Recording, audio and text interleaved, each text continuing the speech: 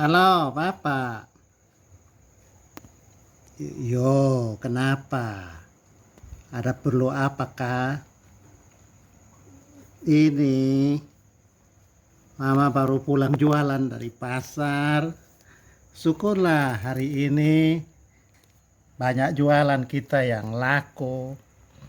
Dan sekarang Mama sedang siap baca Alkitab dari Yohanes pasal 21 ayat 1 sampai 14. Itu kan tentang Yesus menampakkan diri kepada murid-murid setelah bangkit dari orang mati.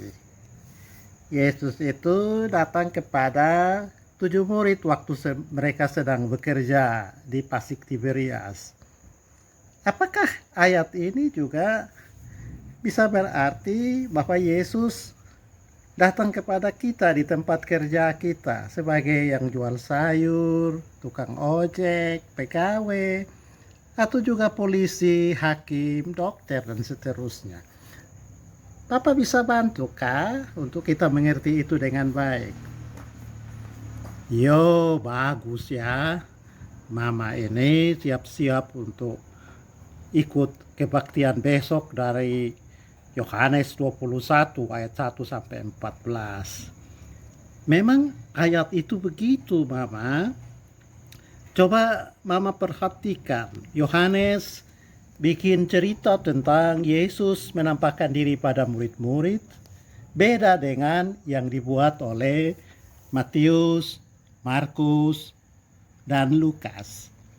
Kalau 3 penulis itu cerita tentang Yesus yang menampakkan diri itu tanpa memperhatikan di mana tempat dan kapan penampakan itu terjadi. Yohanes justru memberi perhatian yang serius untuk hal itu.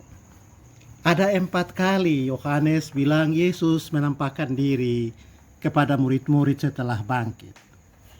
3 penampakan yang pertama itu terjadi di hari pertama minggu itu, waktu murid-murid sedang kumpul untuk beribadah.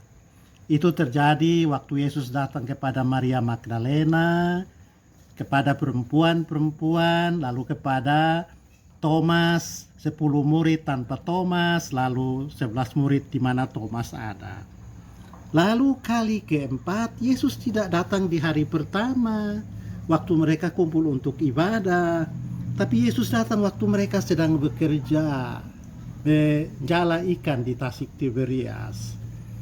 Lalu yang kedua, kalau Mama perhatikan, waktu Yesus datang dalam tempat ibadah untuk menunjukkan diri, dia beri kepada murid-murid berkat, menghembuskan Roh Kudus, lalu memberi kekuatan kepada mereka yang ragu-ragu.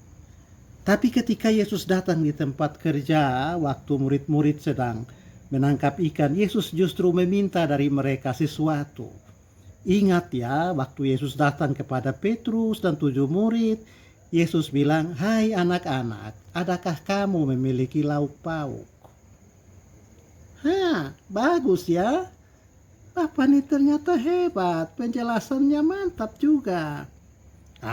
Bapak ini kan hanya coba-coba saja untuk merenungkan, siapa tahu bisa punya arti yang baru. Nah, tambah lagi toh supaya kita bisa lebih paham. Nah, kalau begitu Mama dengar baik-baik ya. Yesus yang bangkit itu ternyata menampakkan diri dengan 2 cara dan di 2 tempat.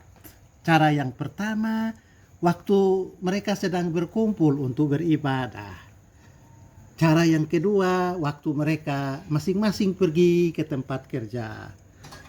Lalu yang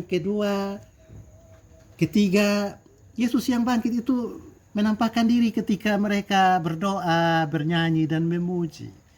Tetapi yang keempat juga Yesus menampakkan diri waktu mereka sedang bekerja sibuk dengan pikiran tentang bagaimana mendapat hasil, upah, profesi, pangkat, kedudukan, dan seterusnya. Nah, yang menarik waktu Yesus datang di tempat kerja, Yesus meminta supaya mereka memberikan sedikit dari hasil pekerjaan itu untuk Yesus. Coba Mama ingat baik-baik ya.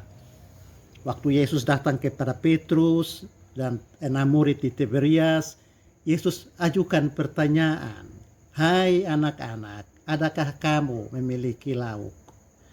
Itu artinya Yesus datang waktu Yesus menampakkan diri dalam keadaan lapar. Dan dia butuh orang-orang yang bekerja itu memberikan kepada dia sesuatu untuk menguatkan hidupnya yang lemah atau untuk mengisi perutnya yang lapar.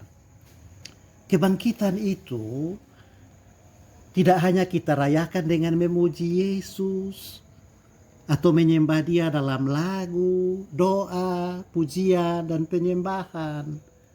Tetapi kita juga menyembah Yesus dengan cara bekerja secara benar dan baik, ikut perintah yang Dia tunjukkan. Karena waktu Yesus datang kepada Petrus di Tiberias, Yesus bilang, "Buanglah pukatmu ke sebelah kanan perahumu." Lalu Yesus juga minta sesuatu dari hasil kerja itu untuk dipakai melayani dan menyenangkan hati Yesus. Artinya pekerjaan-pekerjaan kita bisa juga menjadi tempat di mana Tuhan dipermuliakan dan disembah. Yaitu apabila kita bekerja dengan jujur, kita bekerja dengan memperhatikan nilai-nilai, lalu kemudian hasil dari pekerjaan itu kita pakai untuk melayani orang-orang yang senasib dengan Yesus. Yaitu dalam keadaan lapar, tidak berdaya, mengalami penindasan, diperlakukan tidak adil, atau seterusnya. Jadi menjadi saksi Yesus itu tidak hanya ada di gedung kebaktian, tetapi juga di tempat kerja. Papa, terima kasih ya. Bapak sudah tolong ini. Memang selama ini saya juga pikir bahwa pekerjaan kita itu biar sebagai penjual sayur, tukang ojek, apalagi yang kerja mentereng seperti dokter, hakim, polisi, pejabat politik, sebenarnya itu juga tempat untuk mempermuliakan nama Tuhan. Asal mereka bekerja dengan perhatikan nilai-nilai yang baik, nilai-nilai yang mulia, lalu pakai hasil kerja itu untuk membesarkan nama Tuhan.